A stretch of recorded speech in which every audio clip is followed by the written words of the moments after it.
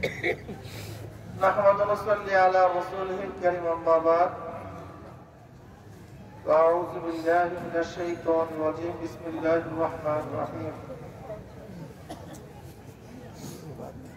يا أيها الذين آمنوا صلوا عليه وسلموا تسليما اللهم صل على سيدنا نبينا شفيعنا وحبيبنا مولانا محمد صلى الله عليه وعلى آله وصحبه وبارك وسلم اللهم صل على سيدنا ونبينا شفيعنا وحبيبنا مولانا محمد صلى الله عليه وعلى آله وصحبه وبارك وسلم اللهم صل على سيدنا نبينا شفيعنا وحبيبنا مولانا محمد صلى الله عليه وعلى آله وصحبه যে যেখানে আছেন চলে আসেন আর দেরি না করি। আমি একেবারে অল্প সময় কিছু আলোচনা করবো, খুব কেয়াদের সাথে কথা শোনাচ্ছি। ওই জায়গায় একটু কণা দিয়ে ফাঁক দিয়ে যেন মানুষ ওদিকে যেতে পারে। একেবারে যারা আছেন দরজার কাছে একটু ফাঁকা করে দিয়ে যেন মানুষজন দিকে আসতে পারে। আল্লাহ পাকের শুকর যে মাওলাই কারীম আপনাকে আমাকে দুনিয়ার সমস্ত ফিতনা ফাসাদ থেকে পরিত্রাণ দিয়ে কোরআন ও হাদিসের মজলিস আলেম ওলামা মুতাকিন জাকিরিন শাকিরিনদের গুরুত্বপূর্ণ দামি মজলিসে আসার বসার বলা শোনার তৌফিক আল্লাহ পাক দান করেছেন। শুকরিয়া তার সবাই বলে আলহামদুলিল্লাহ। অনেকের কাছে মাহফিলের দাওয়াত পৌঁছে সবাই আসতে পারে, সবাই পারে না। ওই গিয়ে দেখেন বাজারের মধ্যে কত লোক আড্ডা মারতেছে, কত লোক চাটকি চালানোর মধ্যে ব্যস্ত, বেচা কিনার মধ্যে লিপ্ত। কপাল পরে মাহফিল আসতে পয়সাও খরচ হয় না, কষ্ট লাগে না, তার সত্ত্বেও আসতে পারে নাই। আমার মাহফিলের মধ্যে খোঁজ করে দেখবেন কিছু আল্লাহ পাকের বান্দা বহু দূর দূরান্ত থেকে বহুত কষ্ট করে স্বীকার করে দোকানের মধ্যে তালা বন্ধ করে, ব্যবসার মধ্যে লাথি মেরে, দুনিয়ার সমস্ত ঝামেলাকে পদদলিত করে মাহফিলে হাজির হয়ে গেছে। ওই ব্যক্তি এত কাছে থাকা সত্ত্বেও আসতে পারে না। আপনি এত দূর থেকে আসছেন কি?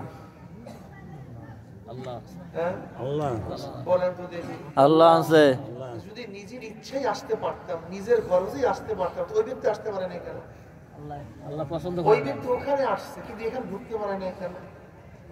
কত মা বোনেরা আছে কাজের মধ্যে ব্যস্ত, কিন্তু কিছু মা বোনেরা তারা বয়ানের মধ্যে বসছে কিভাবে? দেখেন আদিল মুর্তজা রাদিয়াল্লাহু ফরমান, আমি আল্লাহকে চিনছি। বলে কিভাবে চিনছি? খুব ভালো করে খেয়াল দিয়ে শুনলাম।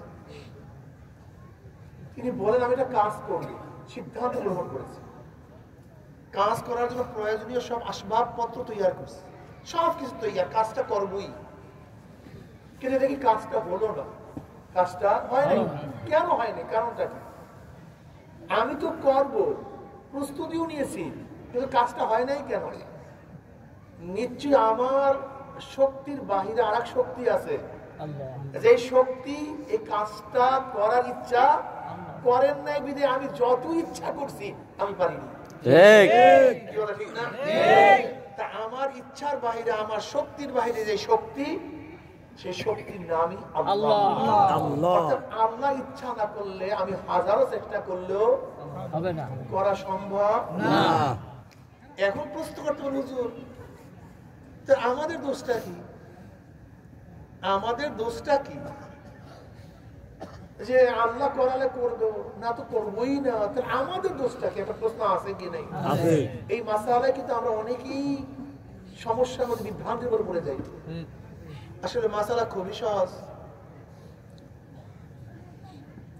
বাবার কথা বলবো না, বাচ্চারা কথা বলিও না বাইরে, হ্যাঁ কথা বলিও না বাবা, কেউ কথা বলিও না, বাচ্চারা কথা বলিও না। আল্লাহ পাকের বিধান দুই ধরনের। কয় ধরনের? বাচ্চা তুমি বলে কত বিধান কয় ধরনের কও? হ্যাঁ মাশাআল্লাহ, খেয়াল আছে বাচ্চার খেয়াল। মাশাআল্লাহ, জাযাকাল্লাহ, হিয়াকাল্লাহ, বারাকাল্লাহ। আমিন। আহকাম তাকবীরি আর আহকাম তাশরীঈ।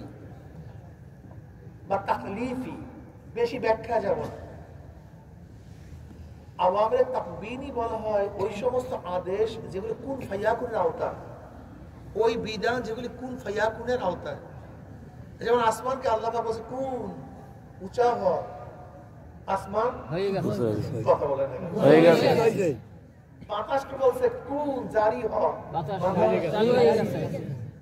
সূর্যকে আল্লাহ পাক বলছে কুন, চলতে থাক।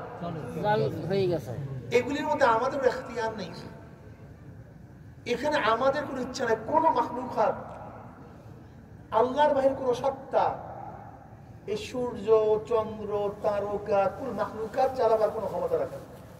এটা একমাত্র নিয়ন্ত্রক কে? আল্লাহ। এখানে আমার কোনো হস্তক্ষেপ কিছু নেই, ঠিক না?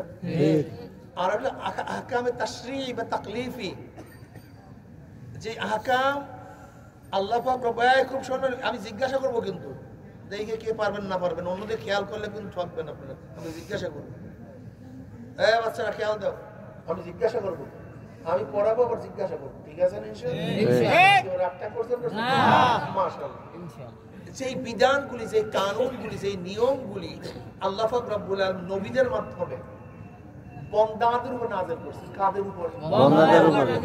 এবং সেই বান্দা কাজগুলি করতেও পারে, না করতে পারে, বান্দার ইচ্ছা। বান্দার কি ইচ্ছা? বান্দা ইচ্ছা করে করতেও পারে, নাও করতে পারে, নাও করতে পারে। আল্লাহ পাকের আদেশ সমূহ যদি বান্দা মানে, আর যদি নিষেধ থেকে বান্দা নিজেকে বাঁচায় রাখে, বান্দা মুমিন, মুত্তাকিন, আবেদিন, সালিহিন, কানিতিন, বিভিন্ন গুণে গুণান্বিত হয়ে বান্দা জান্নাতে চলে যায়। সুবহানাল্লাহ। আর সেই বিধানগুলি যদি বান্দা না মানে এবং নিষিদ্ধ বিধান থেকে বান্দা নিজেকে বাঁচায় না রাখে, বান্দা কাফের, মুশরিক, ফাসিক, জালেম, মুনাফিক, বিভিন্ন গুণে গুণান্বিত হয়ে বান্দা জাহান্নামে চলে যায়। নাউযুবিল্লাহ। এই আহকামগুলির নাম হলো শরিয়া। বলেন কি? শরিয়ত। যেগুলি পালন করে এবং না করা কাদের ইচ্ছা? বান্দাদের। জোরে বলেন, বান্দার ইচ্ছা। সূর্য চলা এবং না চলা কার ইচ্ছা? মাশাআল্লাহ, মাশাআল্লাহ। বাতাস চলা এবং না চলা কাদের ইচ্ছা? আল্লাহর ইচ্ছা। এখানে আমাদের কোনো হাত নাই, কিন্তু কিছু আল্লাহ পাকের বিধান আছে যেগুলো আমাদের ইচ্ছা, আমরা করতেও পারি, নাও করতে পারি, মানতেও পারি, নাও মানতে পারি। এবার আসেন সবাই বলেন সুবহানাল্লাহ। সুবহানাল্লাহ। পড়ছো তুমি সুবহানাল্লাহ? আবার সবাই বলেন সুবহানাল্লাহ। পড়ছেন সবাই? আমি কিন্তু পড়ি নাই, বলতে বলছি, আপনাকে পড়তে বলছি, কিন্তু আমি পড়ি নাই। আচ্ছা বলেন তো, আপনার সুবহানাল্লাহ পড়ার ইচ্ছা করার পরে আপনারা বলতে পারছেন কি পারেন নাই? জোরে বলেন। আল্লাহ পাক কি আপনাদের মুখ বন্ধ করছে? না। আমি পড়ার ইচ্ছা করি না, আল্লাহ কি আমার মুখ ঠাকুরে বলে পড়তে হবে? না। কারণটা কি? এটা আমার ইচ্ছা, এটা আমি ইচ্ছা করলে পারবো, ইচ্ছা না করলে পারবো। এবার আসুন, আপনি যদি নামাজে দাঁড়াবার ইচ্ছা করেন, আমি নামাজ পড়বো, আল্লাহ পাক কি বসায় দেবে? না। আবার কেউ যদি ইচ্ছা না করে, আল্লাহ পাক দাঁড়া করবে? না। এগুলো সব বান্দাদের ইচ্ছা। ঠিক। বান্দা পালন করতেও পারে, নাও করতে পারে। দেখেন আমার মধ্যে দুইটা, আল্লাহ পাক দুইটা বিধান রাখছে। কয়টা বিধান? দুইটা। একটা বিধান আল্লাহর ইচ্ছা, আর একটা বিধান বান্দার ইচ্ছা। যেমন আমি কি পরিমাণ হায়াত পাবো, এটা কার ইচ্ছা? আল্লাহ। অথচ হায়াত আমার সাথে সম্পৃক্ত। আমি সুস্থ থাকবো না অসুস্থ থাকবো, এটা আমার সাথে সম্পৃক্ত, কিন্তু থাকবো কি থাকবো না, এটা আমার ইচ্ছাধীন না, আল্লাহর ইচ্ছা। আমি সুন্দর হব না কালো হব, আমার সাথে সম্পৃক্ত, কিন্তু আমার ইচ্ছা না, আল্লাহর ইচ্ছা। অবস্থাটা বুঝছেন? আগামীকাল আমি কি খাবো না না খাবো, আমার সাথে সম্পৃক্ত, কিন্তু আমি জানি না, আল্লাহ বুঝাতে পারি না। আমি কতদিন বাঁচবো, আমার সাথে সম্পৃক্ত, কিন্তু আমি জানি না। আমার সাথে হাজারো বিষয় আছে যেগুলো আমার সাথে ওতপ্রোত সম্পৃক্ত, কিন্তু আমার কোনো হস্তক্ষেপ নেই, হাত নেই, আমার কোনো ইচ্ছাই নেই। তার নামাজ পড়া এবং না পড়ার ইচ্ছাটাও তো আল্লাহর কাছে থাকতে পারতো, সেটা আমার কাছে দিল কেন? আমার হায়াত, আমার মৌয়াত, আমার ভালো থাকা, আমার রিজিক, আমার বড় হওয়া, আমার ছোট হওয়া, আমার সুন্দর হওয়া, আমার কালো হওয়া, আমার মেধা হওয়া, মেধাহীন হওয়া, এগুলো সব আল্লাহ। আমার সাথে কিচ্ছু নেই। কিন্তু আমি মেধাবী হব না মেধাহীন হব কেউ জানে না। আমি আসামি হব না জজ হব কেউ জানে না। কথা ঠিক না? ইস, আমার সাথে সম্পৃক্ত থাকা সত্ত্বেও আমার ইচ্ছার মধ্যে নেই। তো আল্লাহ পাক ইচ্ছা করলে আমাকেও নামাজ আমার ইচ্ছা বাইরে রাখতে পারতেন। আল্লাহর ইচ্ছায় রোজা আল্লাহর ইচ্ছায় রাখতে পারতেন। নামাজ না পড়লেই বা শরীরের মধ্যে ব্যথা শুরু হয়ে যেত, যন্ত্রণা শুরু হয়ে যেত। রোজা না রাখলে পেটের মধ্যে ব্যথা শুরু হয়ে যেত। এক শয়তান আর রোজা থাকতে পারত না। কেন? কারণটা যদি এগুলি আমার ইচ্ছার বাইরে আল্লাহর ইচ্ছায় থাকতো তাহলে তোমার জান্নাত আর জাহান্নাম থাকতো না। দরকার ছিল না। একজনও জাহান্নামে যাইত না, সব জান্নাতে চলে যেত। কথা বুঝতে নামাজ না পড়লেও তো আপনার গুতা শুরু হয়ে যেত পিছন থেকে, তাহলে জাহান্নামে যাইতো কে? ঈমান না আনলেই তো গায়ের মধ্যে আগুন জ্বলতে থাকতো, তা বেঈমান হইতো কে? তার পরীক্ষা থাকতো না। তা আল্লাহ পাক ইচ্ছা শক্তি রাখছেন কেন? লিয়াবলুয়াকুম আইয়ুকুম আহসানু আমালা। আল্লাহ পাক একটু পরীক্ষা করতে চান আমার ইচ্ছা শক্তি পেয়ে কে আমার কথা মানে কে মানে না। কথা বলে না কেন? দেখেন, যদি পরীক্ষা না থাকে সেখানে মহাব্বত হয় না। পরীক্ষার পর পরীক্ষা যখন চলতে থাকে তখন মহাব্বত জোশ মারতে থাকে। বিসিএস পরীক্ষা, এই পরীক্ষা দিছে, আবার বিসিএস, আবার এই পরীক্ষা, আবার এই পরীক্ষা, আবার এই পরীক্ষা।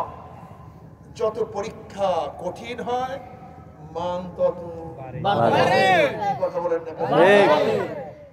মহাব্বত পরীক্ষা ছাড়া হয় না। ধরে না, আপনার দুইটা সন্তান, একটা ছেলে অন্ধ, একটা ছেলে চক্ষু আছে।